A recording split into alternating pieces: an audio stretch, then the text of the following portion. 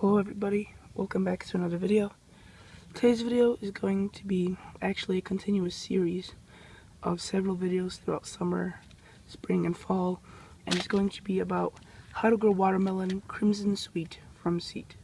And I will be planting it right there in that area, and I'll be showing you step by step how to prepare your soil, how to get to planting. So today we'll just be planting.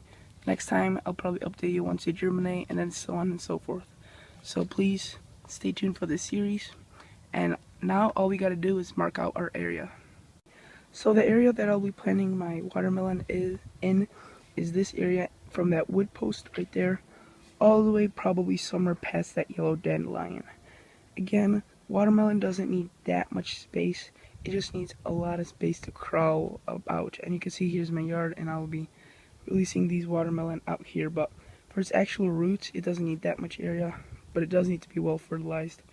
But the next thing I will be doing is tilling up the soil and putting on weed fabric. And in order to till up the soil, all you need to do is take a pitchfork or a garden fork and lift the soil up and break it down. And then break it into smaller pieces. I'll show you how that looks once I'm done. So guys, you could see that this is how it looks once it's done.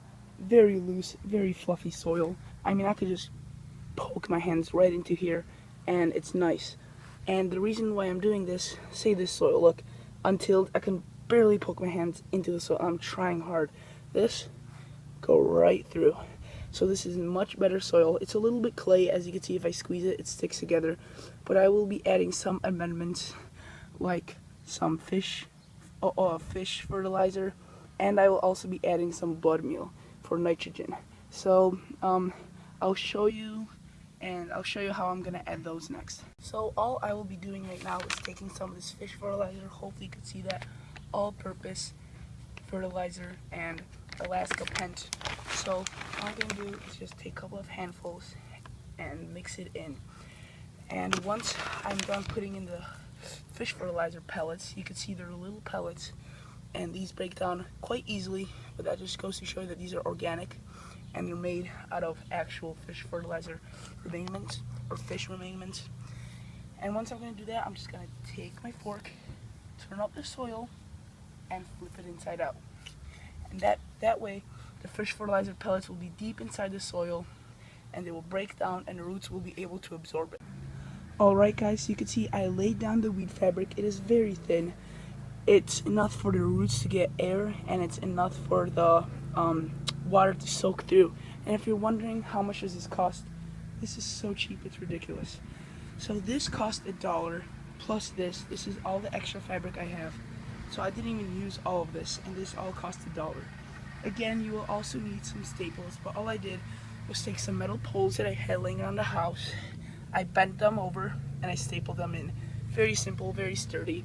And the next thing you will want to do is take a pair of scissors and cut X's where you want your plants to come up in.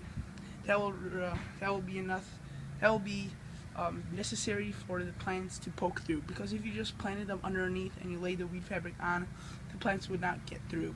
So you need to cut little holes or X's, and I'll show you how that looks like once I'm done.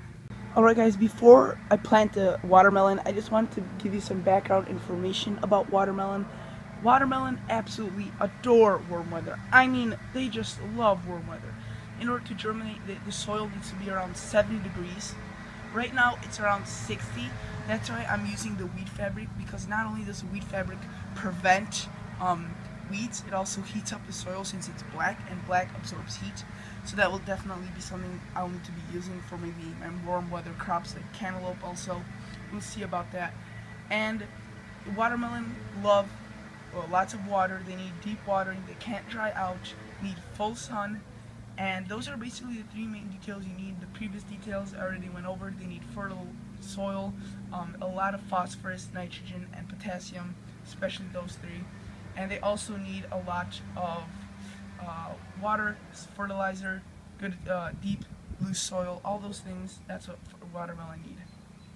In case guys you didn't know how watermelon seeds look like, this is how they look like. You could see they're fairly large seeds, nothing compared to like carrots or parsnips or radishes. I will be putting around 2 seeds in each hole, and I'll see you guys once I'm done doing that. Alright guys, like I said, you could see everything is planted. To keep these holes a little bit wider apart, I laid some rocks at the edges so you can see there is some room for the plant to sprout. But overall, I could really feel the heat radiating off the fabric, so I think this will work.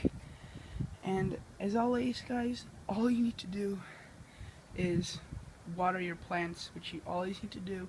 Give them a good watering. If you're using wheat fabric like I am, it will soak through. If you're not, perfectly fine. This is a complete optional step, but for me I think it will be a benefit. Now I'll just guard out this little patch with some wooden posts so I know where I planted it. Even though the wheat fabric does indicate it, I still want to make it organized, something like this. See these wooden posts? I'll do that around here. And I'll see you guys on the next update once they start sprouting. So thank you guys so much for watching. Please consider subscribing to my channel and liking the video. As always, see you guys in the next episode.